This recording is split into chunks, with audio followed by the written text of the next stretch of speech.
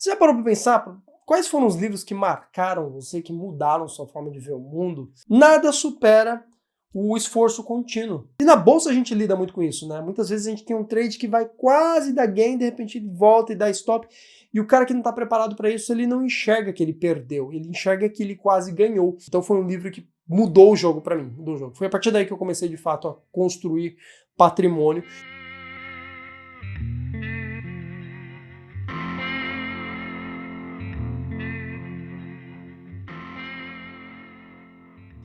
Fala, trader! Seja bem-vindo a mais um encontro. Nossa conta real começa agora. Na semana passada eu falei sobre um livro muito importante, né? Ferramentas Mentais para Traders, do Andrew Smith. E eu acho que vale a pena a gente emendar esse papo sobre livros. É claro que, cara, no mercado tem muito livro bom sobre técnica. Sei lá, você quer aprender análise técnica? Tem um livro aqui que eu gosto bastante, até separei para mostrar para você, que é um livro de análise técnica do Márcio Noronha. Foi um dos primeiros livros que eu usei como referência, um livro muito bom. Tem uma outra referência também que é bem bacana, que é inclusive o livro que a galera usa para tirar o CNPI técnico, que é o certificado para ser um analista técnico, baseado com decisões no gráfico, né? É esse livro aqui, ó, de análise técnica clássica, do Flávio Lemos. Esse livro aqui, o vermelhinho, ele tá fora de edição, mas tem esse aqui, que é o mesmo livro, basicamente, né? Uma edição mais nova do Flávio Lemos.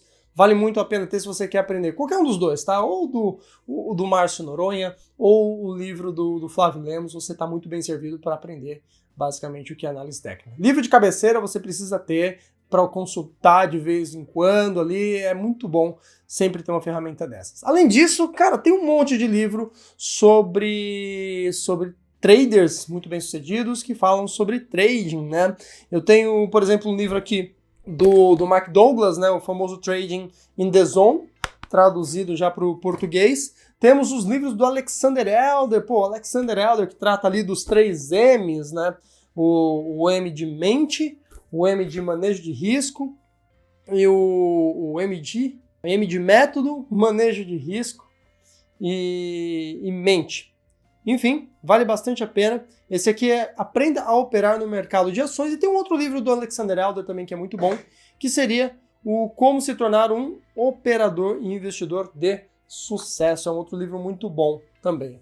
Enfim, eu poderia passar horas aqui falando para você sobre livros para traders, escrito de traders para traders. Tem, assim, inúmeros atores. A gente vai voltar nisso, com certeza um dia eu pego para fazer uma resenha de cada um desses livros, eu acho que é bem interessante, né? Mas hoje eu estou aqui para falar de livros que eu julgo que foram talvez até mais importantes na minha vida e na minha carreira no mercado. Mais importantes do que esses livros sobre o mercado, por incrível que pareça, né? Sobre isso que eu tô aqui para falar hoje. Você já parou para pensar quais foram os livros que marcaram você, que mudaram sua forma de ver o mundo?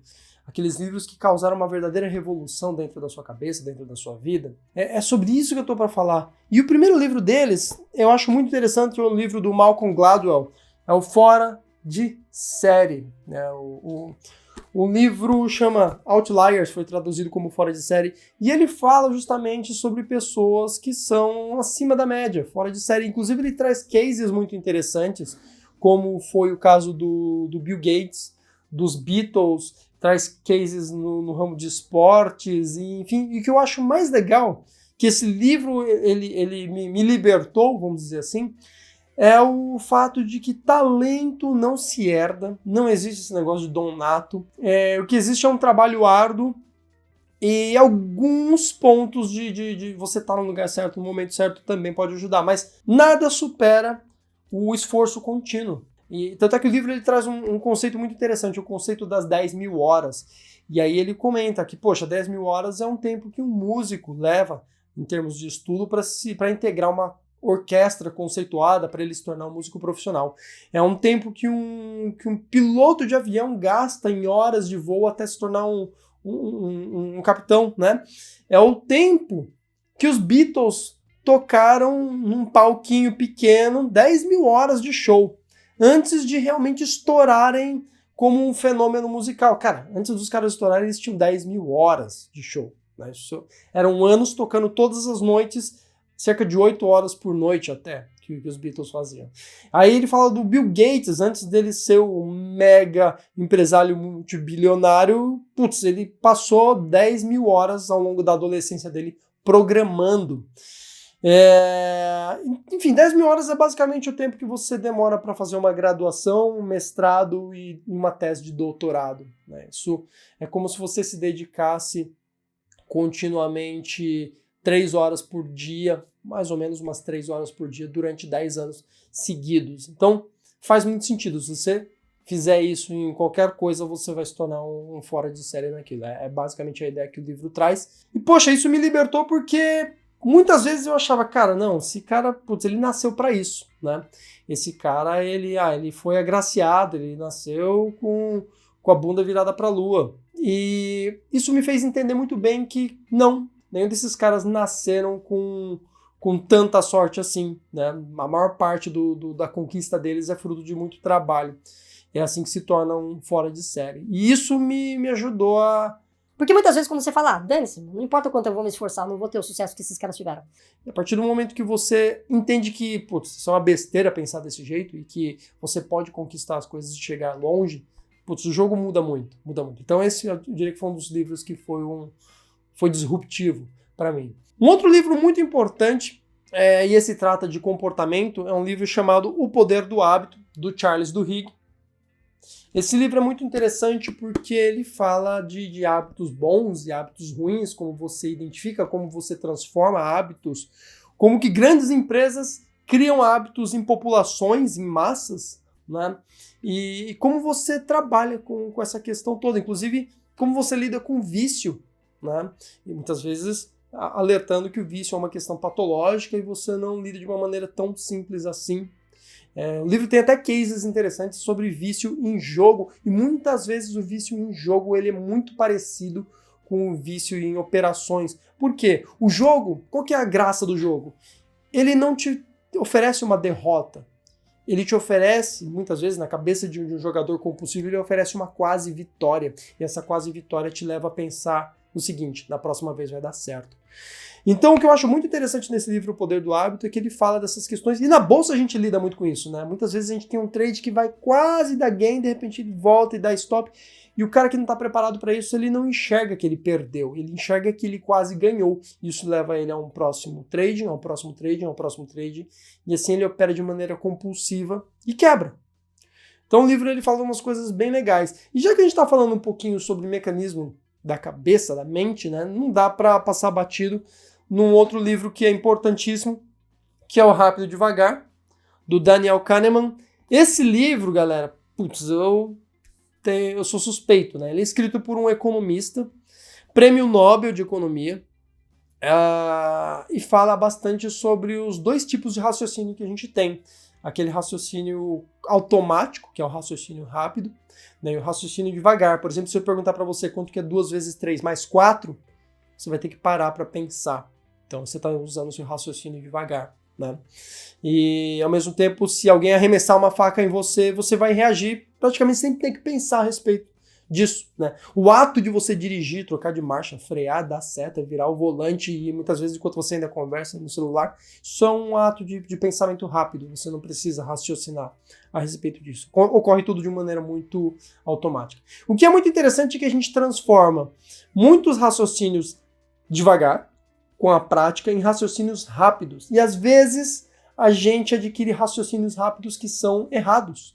Então a gente erra de maneira automática, sem se dar conta disso, no trading especificamente. Então é um livro muito legal, fala bastante sobre essa questão de mecanismo da mente, vale a pena ler. Bom, o quarto livro, nem por isso menos importante, é um livro que eu já era trader, eu já ganhava dinheiro no mercado, mas eu não tinha dinheiro na minha conta, assim, eu basicamente gastava tudo, eu não tinha essa noção, né? Eu estava preocupado em gastar adquirindo bens, então, sei lá, eu gostava de música, eu comprava uma guitarra cara, porque eu gostava, mas, cara, aquela guitarra não me dava dinheiro, ela me custou dinheiro, ela era um bem ali de hobby, mas, putz, não me dava dinheiro. Eu gastava dinheiro com aquariofilia, porque eu gostava de aquário, gastava mó grana em peixes, em equipamentos de aquário, mas era um hobby também que me consumia muito e me oferecia nada em troco. E o trading, putz, cara, ele cansa muitas vezes, né? Ele tem fases, tem época que você está indo muito bem, tem época que você está indo muito mal. Quando você está indo bem, você quer continuar operando para aproveitar a boa onda, e quando você está indo mal, você quer continuar operando para se reencontrar no mercado e voltar a tirar resultado dele. Então, é uma corrida sem fim. E um livro que me ajudou muito a sair dessa corrida sem fim é esse livro aqui, Pai Rico, Pai Pobre. Ele é um livro que, inclusive, traça, né, a ideia da corrida dos ratos. Eu imagino sempre o hamster correndo na rodinha da gaiola ali, a rodinha girando e ele não sai do lugar. E eu me vi nessa situação várias vezes, né? Eu ganhava dinheiro, mas eu não tinha dinheiro, a verdade era essa. E esse livro me fez entender muito bem a diferença entre ativos e passivos. Ativo é tudo que te dá renda e passivo é tudo que consome a renda que você tem. E eu gastava muito do meu dinheiro em passivos, não em ativos. E isso mudou o jogo. Foi a partir daí que eu comecei a converter o meu dinheiro ganho nos trades de curto prazo em investimentos de longo prazo que pagavam dividendos, que tinham recorrência, que tinham ganhos de equity, né? Equity é o valor da empresa e assim por diante. Então foi um livro que mudou o jogo para mim, mudou o jogo. Foi a partir daí que eu comecei de fato a construir patrimônio e hoje eu tenho uma carteira bem diversificada, que vai desde de ativos, ações no Brasil, ações nos Estados Unidos, imóveis de aluguel, e as coisas estão indo muito bem, muito bem. E assim, se um dia eu precisar ficar um mês longe do trading, longe das telas, eu tô bem, eu não preciso operar, porque é a minha única fonte de renda, né? E aí tem umas frases que me vêm à cabeça, até para reforçar isso, tem uma que é atribuída ao Buffett, nem sei se é do Warren Buffett, mas se você tem uma única fonte de renda, você está a um passo de quebrar. Isso é verdade, acho que diversificação é a palavra. A gente diversifica os ativos que a gente opera, a gente diversifica as técnicas que a gente usa, a gente diversifica os tipos de investimento, e isso tudo nos torna mais fortes, mais resilientes, mais estáveis, mais perenes. Então eu acho importante. E esse recado só veio de maneira muito clara com esse livro aqui. Show? A partir dali eu fiquei... Eu tive uma revolução. É possível se aposentar com trading? Somente com trading, não. Porque o trading você precisa estar em frente à tela tomando decisões, comprando e vendendo e tirando dinheiro do mercado. Então, você passou um mês longe dos monitores, você passou um mês sem ganhar dinheiro. Então, algumas coisas vieram à tona quando eu comecei a ter essas noções. Quando as coisas, de fato, então mudaram? Quando eu comecei a botar um pezinho no universo dos investimentos de longo prazo, quando eu comecei a lidar com o empreendedorismo, então eu comecei a abrir CNPJs, negócios. Hoje eu tenho participação em inúmeros negócios, desde casa de research, gestora, empresa de bebida e por aí vai. E isso me torna seguro, porque eu tenho múltiplas fontes de renda. Foi o que me deu estabilidade. Tudo começou com trading, mas a partir dele eu pude alimentar outras oportunidades, outras possibilidades que hoje me traz, de certa forma, um bom conforto. Se acontecer alguma tragédia comigo, perder um braço, sofrer algum acidente qualquer que eu não possa mais operar, ainda assim eu tenho outras fontes de renda. Então isso, de certa forma, me conforta. E isso deixa muito claro, inclusive, o fato de que o mercado talvez não seja o melhor investimento para você nesse momento. Olha só que coisa curiosa, né? Ah, você sabe, mas você não tá aí pra hastear a bandeira do mercado como a melhor coisa do mundo? Não. Muitas vezes pro cara que tá em começo de carreira, menino novo, cara, o melhor investimento, eu sempre digo que o melhor investimento é em você. Se você ainda não sabe ler e escrever direito, investe nisso. Se você ainda não fala inglês, investe nisso. Se você ainda não sabe falar em público, se você ainda não sabe se vender, se conversar. Conversar é uma arte. Invista nisso, invista em você. Eu lembro de um caso, eu sempre comento, né, de um cara que era empacotador de supermercado e veio para mim falar: Sasaki, eu quero ser trader. Eu falei: cara, você ainda não tá pronto para ser trader. Você vai gastar ali o quê? R$1.000 colocando no mercado? Sendo que com R$1.000, faz um curso de computação, aprende aí o que é Excel, sai dessa vida de empacotador, vira um cara da área administrativa. Da área administrativa, vai estudar ali, faz um curso técnico de administração, ou faz um curso de línguas, aprende inglês e melhora o teu cargo na área administrativa. O fato de você estar ganhando R$1.500, passar a ganhar R$2.000, você teve um upside de 30% no teu salário e o mercado não te oferece com facilidade oportunidades que te dão 30% de ganho. Então, o primeiro melhor investimento é em você. O segundo melhor investimento, na minha opinião, é empreender. Se você olhar os caras mais ricos da Bolsa de Valores, eles são empreendedores. O Jeff Bezos, ele é um empreendedor. O Bill Gates, ele é um empreendedor. O Elon Musk é um empreendedor. O Warren Buffett é um investidor. Engano seu, o Warren Buffett ele tem uma empresa de investimentos, né? Ele tem uma gestora, ele gera um business dentro do universo de investimentos. Ele é um investidor, sim, mas ele é um empreendedor dentro do universo de investimentos. E foi assim que basicamente ele teve cotistas para gerir capital de terceiros e ganhar muito dinheiro a partir disso. Então, cara, ele também é um empreendedor. Só que empreender não é fácil, é mais difícil do que trading, na minha opinião. Ele envolve uma série de questões. Você depende muitas vezes de fornecedor, você depende de parceiros, você depende de cliente, você depende do governo. Não é fácil. Aí vem a terceira parte, que é o mercado. E o mercado ele tem uma grande sacada, né? Ele é muito escalável. Então, é sem sombra de dúvidas uma das melhores fontes para você diversificar tanto investimentos como atuar no trading, fazer do mercado o seu trabalho, que é o que traders fazem. Então, ele é sim uma boa oportunidade, mas dentro dessa hierarquia, procura pensar em que momento você está. Talvez você não seja o cara do empreendedorismo, então, beleza, tira essa fase da tua cabeça, mas se você está muito no início, talvez o investimento em você seja a melhor saída. E eu não sei se já te venderam o sonho de que o mercado é a chave mestra para tudo. Ele não é. Eu adoro o mercado, sou fanático, fiz minha vida nisso. Mas ele não é. Que é uma armadilha muito comum? A armadilha do fundo imobiliário. Nossa, o fundo imobiliário é maravilhoso, te paga dividendos, blá blá blá blá blá blá blá blá blá. Cara, nem sempre vai ser a melhor opção. Tem gente que vai lidar melhor com um imóvel físico. Às vezes tem imóvel físico que paga melhor que fundo imobiliário. Às vezes, mas não tem liquidez. Quem vai querer liquidez no investimento que retorna bem? Por que você vai querer liquidez para se desfazer de um investimento que retorna bem? E às vezes a falta de liquidez pode ser sua amiga. Porque um cara que ele é ansioso, no movimento de baixa do mercado, numa crise, ele venderia suas ações porque está tudo caindo no desespero, ainda que depois disso o mercado retomasse. Só que no mercado de imóveis, esse cara ele não se desfaz do imóvel dele. Porque ele, não, por menos que isso eu não vendo. E ele segura, né? E a falta de liquidez acaba favorecendo o cara segurar aquele imóvel ali e passar por esse baque sem sentir ele, como acontece muito com investidores de mercado financeiro. Então a falta de liquidez, dependendo da pessoa, especialmente se ela não tiver preparo para isso, pode ser amiga dela. Então existem casos e casos, tá? Sou um grande fã de fundos imobiliários, mas eu usei esse exemplo porque ele nem sempre vai ser a melhor solução para você.